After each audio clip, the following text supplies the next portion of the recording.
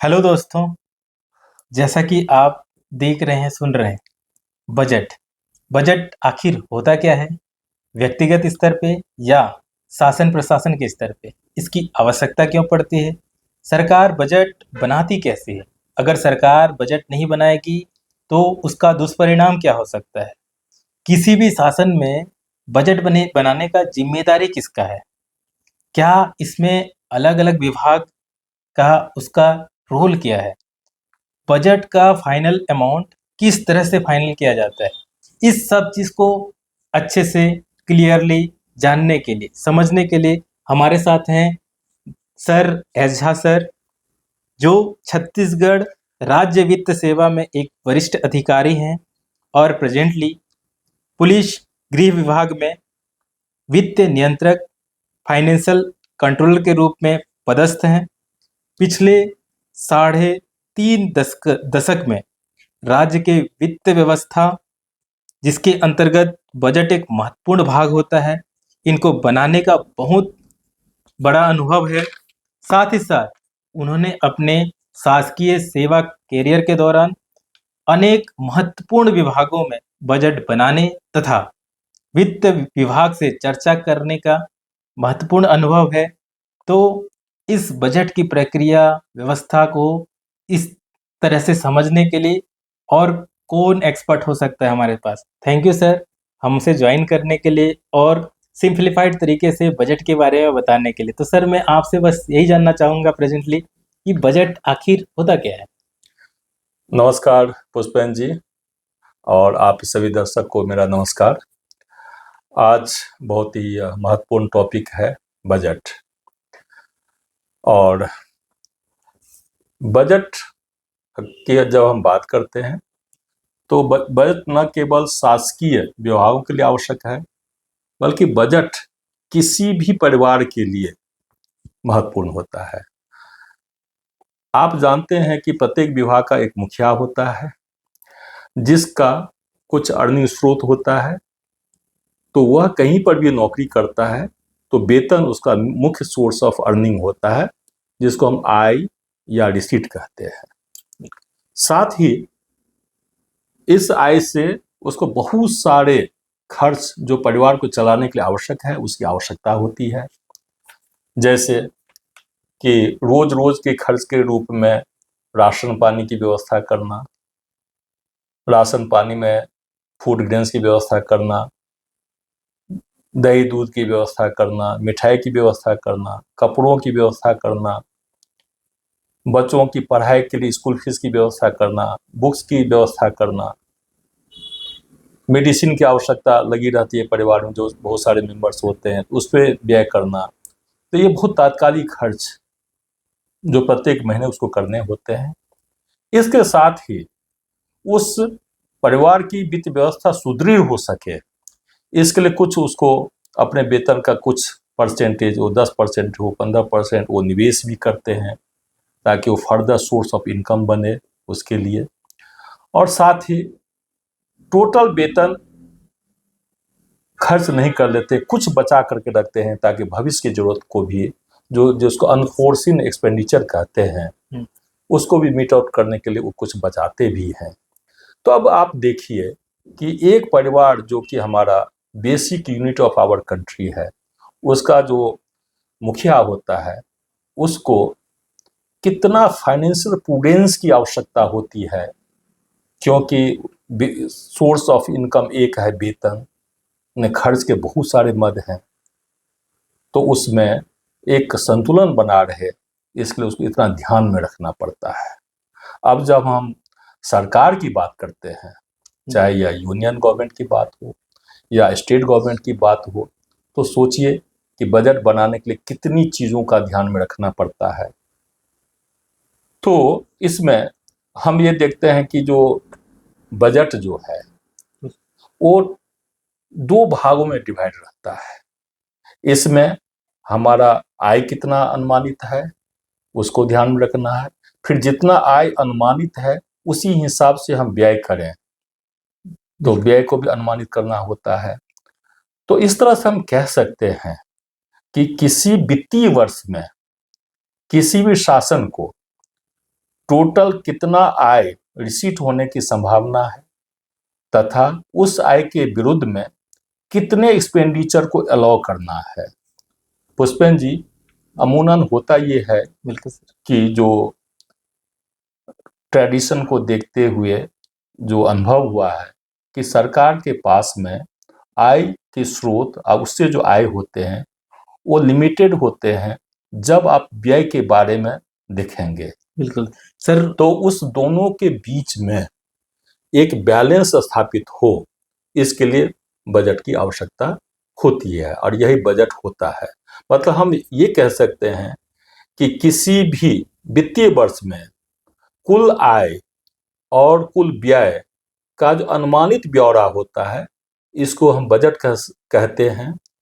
Means it is an annual estimated things showing the total receipt and total expenditure, that is called budget। बिल्कुल, बहुत technical detail में हम तो जाएंगे sir, लेकिन मैं फिलहाल एक क्वेश्चन दिमाग में आया कि ये जो बजट शब्द है इसकी जो उत्पत्ति कहाँ से हुई और कैसे हुई सर, क्या आप उसके बारे में बता सकते हैं? हाँ पुष्पेन जी, जो बजट शब्द है आपको यह सुनकर के बहुत आश्चर्य होगा कि बजट शब्द एज सच हमारे कॉन्स्टिट्यूशन में नहीं है। बिल्कुल, जो शब्द है वो नहीं है। वो नहीं है। हाँ। लेकिन मैं उस पर बाद में आता हूँ कि हमारे कॉन्स्टिट्यूशन में है क्या। लेकिन ये बहुत ही अच्छा क्वेश्चन है कि बजट की उत्पत्ति कैसे हुई, क्योंकि आम भाषा में सभी लोग इवन बड़े बड़े एक्सपर्ट भी बजट ही जानते हैं। तो इसकी उत्पत्ति कैसे हुई और हमारे यहाँ जो बजट व्यवस्था शुरू हुआ जब हम 1947 में इंडिपेंडेंट हुए तो किसने पहली बार बजट प्रस्तुत किया, जिसको फादर ऑफ बजट भी कहा जाता है। तो इसका दो महत्वपूर्ण रोचक जानकारी मैं देना चाहता हूँ यहाँ पे। पहला जो बजट वर्ड है इसकी उत्पत्ति एक फ्रेंच वर्ड बूजेट, इसका स्पेलिंग है BOUGETTE, बूजेट। इससे बजट शब्द की उत्पत्ति हुई है। बूजेट का शाब्दिक अर्थ है ए लेदर बैग, अर्थात एक चमड़े की थैली। इसी कारण हम लोग जो देखते हैं जब बजट लेके आते हैं तो एक जो लाल कलर का जो एक बैग लेके आते हैं, वित्त मंत्री लेके आते हैं, जो कि अभी रिसेंटली थोड़ा सा चेंज होके एक लाल कलर के कपड़े में हो गया है ना?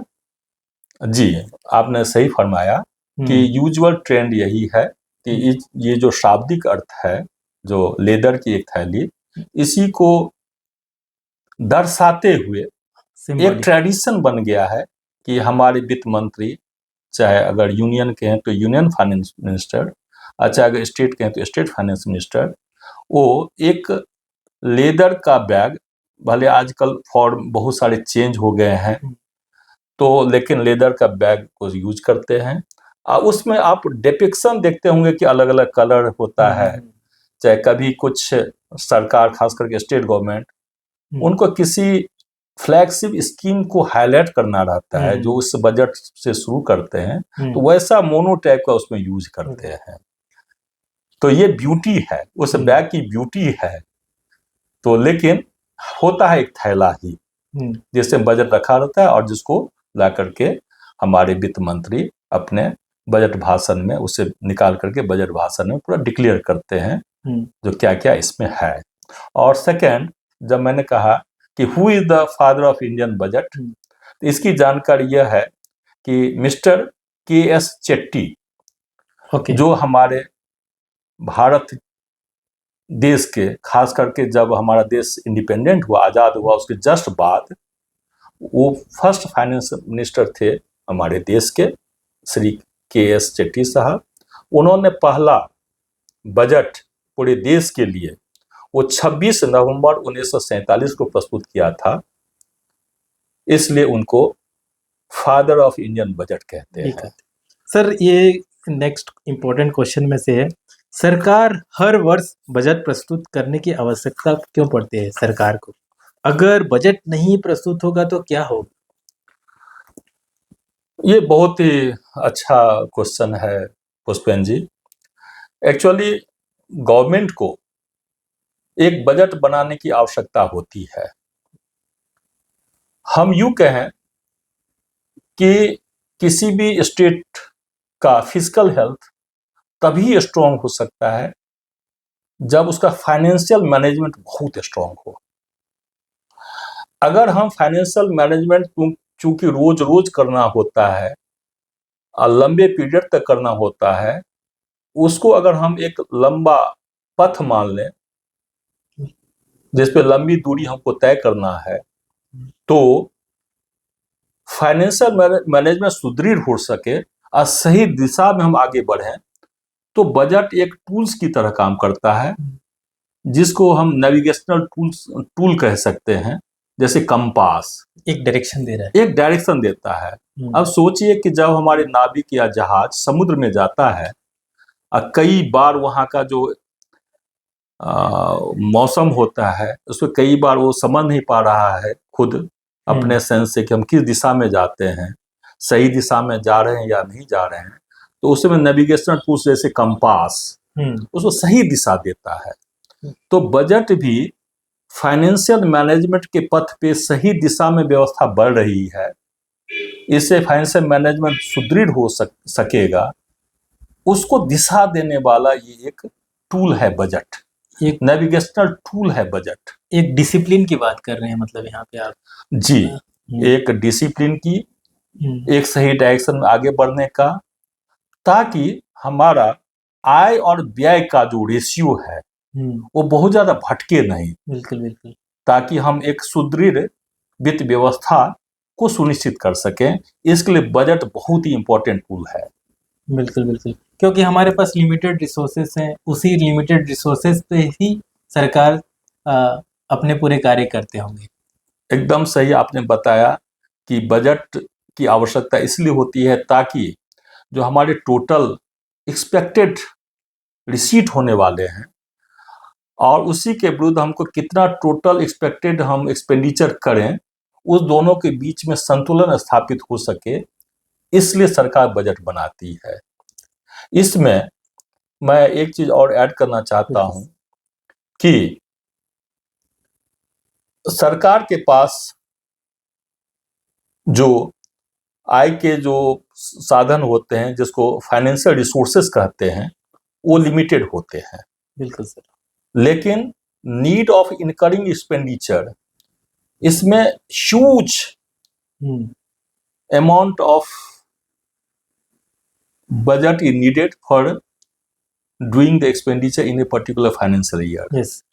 इसमें पुष्पेन जी ये ध्यान में रखना है, क्योंकि किसी फाइनेंशियल ईयर के लिए बजट होता है, और आप जानते हैं कि फाइनेंशियल ईयर 1 अप्रैल से शुरू होकर के नेक्स्ट कैलेंडर ईयर का 31 मार्च को जाके समाप्त होता है। यह 12 महीने के लिए होता है, जो कि आने वाला समय होता है। इसलिए इसमें जो ब्यौरा होते हैं आय और व्यय का, वो एक्सपेक्टेड होता है।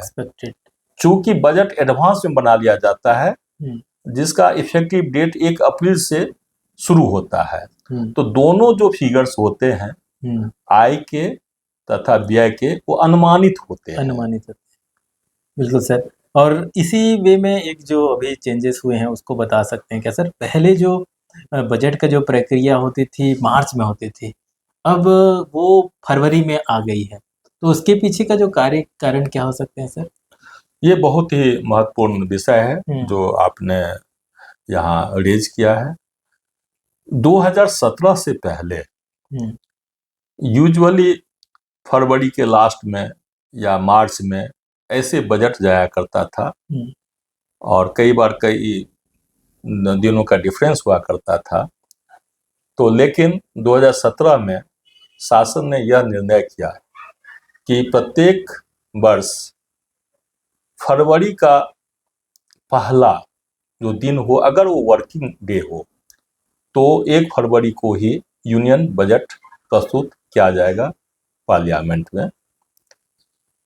लेकिन इस बार देखिए कि 1 फरवरी वर्किंग डे नहीं है, संडे हो यह संडे हो गया है। बिल्कुल। तो इसमें अभी शायद जो लेटेस्ट न्यूज है उसमें यह तय हो गया है कि 1 फरवरी भले ही वो संडे है, लेकिन 1 फरवरी को ही बजट प्रस्तुत किया जाएगा। लेकिन यह जो डिसीजन होता है, यहाँ पे 2 बड़ी इंपॉर्टेंट क्वेश्चंस हैं। बिल्कुल सर। कि who decides the date of presentation of budget in the parliament. Okay. तो इसका आंसर है the president of India takes the decision about the date of the presentation of budget in the parliament। But उनको जो cabinet committee on parliamentary affairs होते हैं, बिल्कुल sir, उसका advice के अनुरूप जब उनको एडवाइस दिया जाता है, उसके अनुरूप वो डिसीजन लेकर के, लेकिन डिसाइड फाइनली प्रेसिडेंट करते हैं। ठीक है सर, बिल्कुल। अब हम लोग जो बजट का जो मेकिंग प्रोसेस है उसके जानने की कोशिश करेंगे। तो सबसे पहले मैं ये जो कॉमन क्वेश्चन रहता है कि बजट वास्तव में कौन तैयार करता है? क्या केवल वित्त मंत्री या पूरे सरकार करती है? बजट जो प्रिपरेशन की बात है, तो बजट प्रिपरेशन के लिए आपको पता है कि किसी भी स्टेट गवर्नमेंट में बहुत सारे डिपार्टमेंट होते हैं। जैसे कि जीएडी होता है, होम डिपार्टमेंट होता है, फाइनेंस डिपार्टमेंट होता है, एग्रीकल्चर होता है, वेटनरी होता है, साइंस एंड टेक्नोलॉजी होता है, स्कूल एजुकेशन होता है, हायर एजुकेशन होते हैं, बहुत सारे। बिल्कुल सर। हमारे स्टेट में भी लगभग 50 डिपार्टमेंट के आसपास है। बिल्कुल।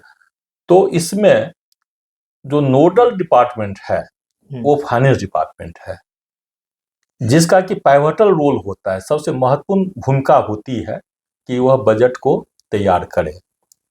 लेकिन इसमें जो स्टेक होल्डर्स होते हैं, जो कि जो बजट बनाया जाता है वो प्रत्येक डिपार्टमेंट के लिए बनाया जाता है, इसलिए उनका भी बिग से होता है।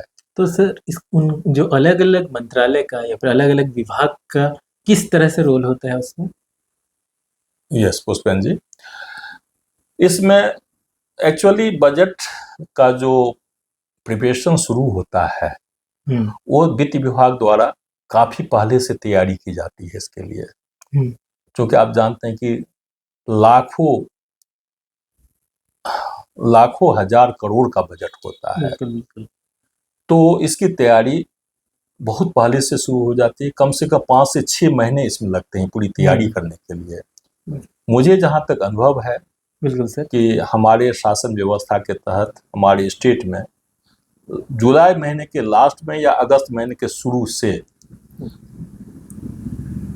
बजट की प्रिपरेशन की प्रक्रिया शुरू हो जाती है। इसमें सबसे पहले वित्त विभाग जो नोडल डिपार्टमेंट है बजट बनाने के लिए, वो एक बजट कार्यक्रम जारी करता है जो सभी विभागों को उपलब्ध करा दिया जाता है। उस बजट कार्यक्रम में पूरी तरह से डेट वाइज प्रक्रिया कैसे कैसे आगे बढ़ेगा उसका पूरा ब्यौरा दिया जाता है। यह एक जिम्मेदारी के रूप में टाइम बाउंड एक्टिविटी होता है। इससे बजट कार्यक्रम वित्त विभाग द्वारा सभी विभागों को दे दिया जाता है कि प्रत्येक विभाग, चूंकि बजट में रेवेन्यू सेक्शन और कैपिटल सेक्शन ये दोनों इन्वॉल्व होते हैं, बजट में वोटेड और चार्ज दोनों बजट का पार्ट होता है, इसलिए काफी डिटेल में इसकी तैयारी करने की आवश्यकता होती है। तो सर क्या आप जो सरकार जो इनसाइड में स्टेप बाय स्टेप बता सकते हैं कि किस तरीके से पूरा फाइनल वर्जन तक हम बजट बनाते हैं, अलग अलग विभाग किस तरह से मिलते हैं और किस तरीके से फाइनल स्वरूप मिलता है? हाँ पुष्पेन जी, इसमें जब बजट कार्यक्रम की घोषणा करके अब बजट कार्यक्रम जो है सो डिपार्टमेंट को सौंप दिया जाता है, तो उसमें डेट वाइज पूरा रहता है कि डिपार्टमेंट को किस तरह का डेटा वित्त विभाग को प्रस्तुत करना है। इसमें बहुत तरह के डेटा लगते हैं जिसके आधार पे बजट तैयार होता है। जैसे कि आपको यह दिया जाता है कि सबसे पहले रेवेन्यू रिसीट के बारे में जानकारी मांगी जाती है कि जो डिपार्टमेंट राजस्व का अर्निंग करता है वो बताए कि अगले वित्तीय वर्ष में राजस्व का संग्रहण कलेक्शन कितना कितना होना है। जैसे हम जीएसटी डिपार्टमेंट की बात करें तो उस डिपार्टमेंट से पूछा जाता है कि अगले वित्तीय वर्ष में आप टोटल जीएसटी का कितना संग्रहण कर पाएंगे अनुमानित, उसके बारे में आप बताइए। उसी तरह से यह भी पूछा जाता है कि आपके पास रेवेन्यू एक्सपेंडिचर से संबंधित जो व्यय होना है, जो वेतन से संबंधित होता है, बिल्कुल, उसके बाद जो पेंशन का जो लायबिलिटी आता है, चाहे पेंशनरी बेनिफिट्स जो देने होते हैं रिटायर्ड कर्मियों के लिए, और चाहे जो हम मार्केट से बोरोइंग करते हैं, डेट लेते हैं, तो उसका जो रिपेमेंट होता है उस पे कितना मतलब जैसे खर्च होना है, इस सब का ब्यौरा।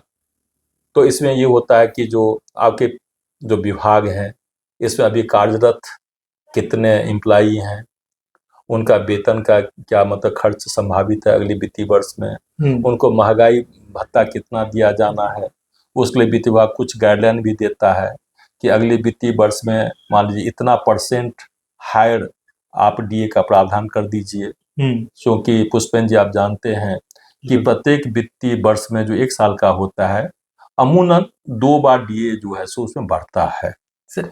बिल्कुल सर, बहुत सारी चीज़ें आ रही है सर, तो मैं इसको और एक सिंप्लीफाइड तरीके से अपने दर्शकों को बताना चाह रहा हूँ। जैसे कि अभी जो फरवरी में 1 फरवरी में बजट आना है और उसके लिए जैसे आपने कहा कि अलग-अलग विभाग जुलाई से ही स्टार्ट कर देते हैं, उसका कैसे करके प्रारूप तैयार करेंगे।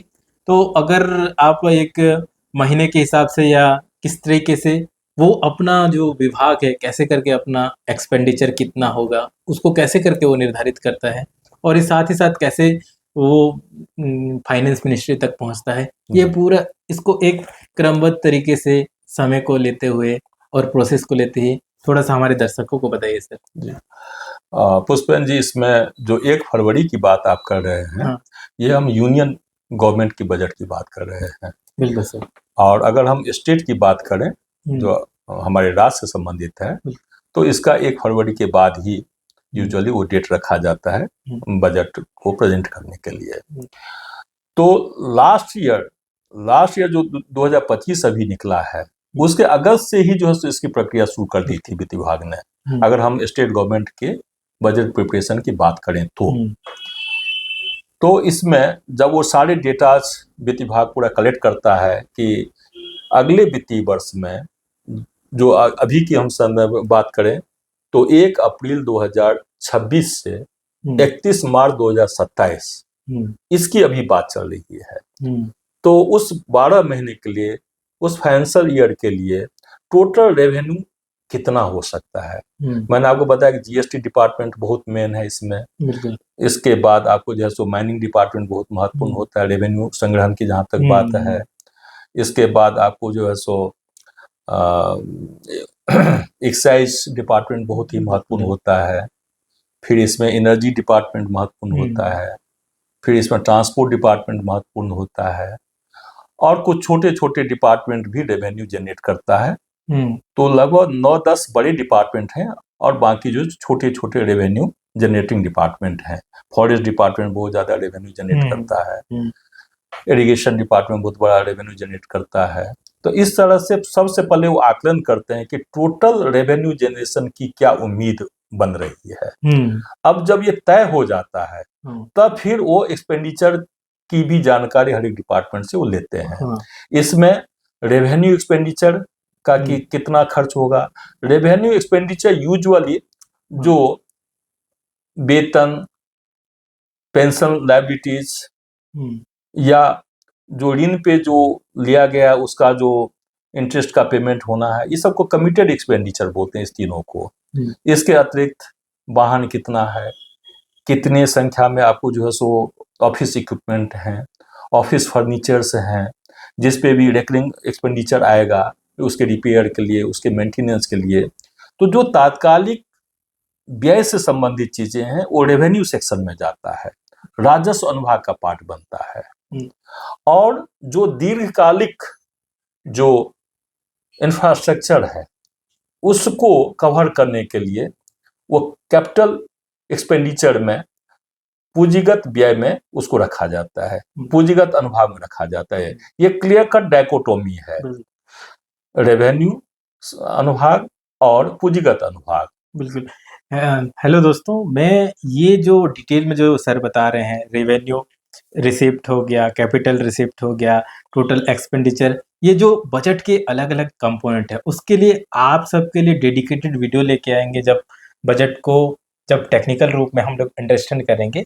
अभी आज हम लोग का जो बेसिक जो उद्देश्य है कि जो हम लोग बजट बनाते हैं उसकी प्रक्रिया कैसे रहती है, कौन से विभाग उसमें जुड़े रहते हैं और किस तरीके से हम लोग फाइनल शेप देते हैं, उसके लिए हम डेडिकेटेड अलग से वीडियो लेके आएंगे जिसमें हम उसके हर एक कंपोनेंट को समझाने की कोशिश करेंगे। इसमें थोड़ा सा इसको समापन से पहले थोड़ा सा मैं ऐड करना चाहता हूं कि इस तरह का जब सारे विभाग अपनी अपनी जानकारी वित्त विभाग को दे देता है उस फॉर्मेट में, जिस फॉर्मेट में वित्त विभाग ने बजट कार्यक्रम के दौरान वो मांगा रहता है, उसके बाद इस पर 3 लेवल की चर्चाएं होती हैं। जब सारा डेटा हर एक विभाग अपने मांग के अनुसार से वित्त विभाग को प्रस्तुत कर देता है, तब उसको फाइनलाइज करने के लिए discussions of budget at 3 levels होते हैं। 3 लेवल पे। 3 लेवल पे। पहला कहा जाता है HOD लेवल। HOD उसका full form sir? Head of the department. Okay sir. विभागाध्यक्ष, विभागाध्यक्ष स्तर पे पहली चर्चा होती है वो वित्त विभाग के अधिकारियों के साथ। उसमें बड़े अमाउंट को जो रेवेन्यू सेक्शन से संबंधित है, चाहे कुछ कैपेक्स से संबंधित है, बड़े अमाउंट को फाइनल कर दिया जाता है। दूसरा होता है सेक्रेटरी लेवल डिस्कशन, सचिव स्तर की चर्चा है। तो जो किसी विभाग के सचिव को लगता है कि अभी जो HOD लेवल की जो बजट डिस्कशन हुई है और इसमें वित्त विभाग से जितना फाइनल किया गया है अमाउंट हमारे डिपार्टमेंट के लिए, उसमें और कुछ हमको ऐड करना है। और वो किसी भी हेड से संबंधित होता है, लेकिन खास करके जो न्यू आइटम ऑफ एक्सपेंडिचर होता है, व्यय के नवीन मद, उस पे उनका बहुत ज्यादा जोर रहता है ताकि उनको कैपेक्स ये सब के लिए ज्यादा पैसा मिल सके, उसकी चर्चा होती है। फिर अंत में मिनिस्टर लेवल की चर्चाएं होती हैं।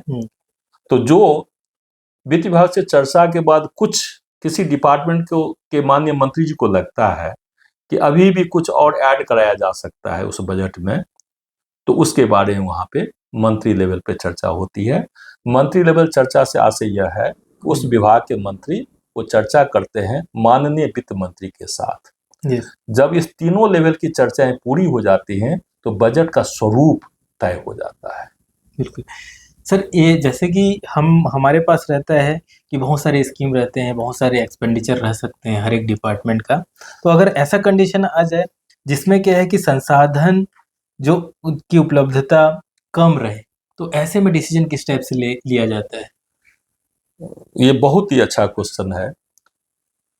इसमें मैंने आपको शुरू में भी बताया कि सरकार को रेवेन्यू का जो संग्रहण है उसकी जो कुल मात्रा होती है किसी भी फाइनेंशियल ईयर में, वो कम दिखाई पड़ता हमेशा, और उसके विरुद्ध में जो एक्सपेंडिचर करने की जो आवश्यकता प्रतीत होता है ये सारे डिस्कशन के उपरांत, वो काफी ज्यादा होता है।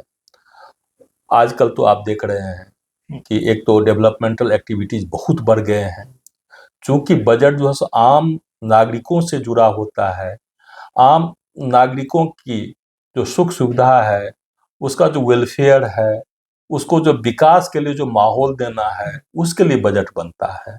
तो आजकल आम लोगों की भी एस्पिरेशंस बहुत हाई हो गए हैं, तो इसके लिए बहुत ज़्यादा पैसे की नए नए स्कीम लाने की आवश्यकता होती है। तो इसको ध्यान में जब रखते हैं तो निश्चित रूप से प्रीवियस कुछ वर्षों का जब आप ट्रेंड देखेंगे बजट में, तो जितना हमारे पास रेवेन्यू का संग्रहण होता है, राजस्व का संग्रहण होता है, उससे कुछ ज़्यादा ही व्यय की भी आवश्यकता हो जाती है।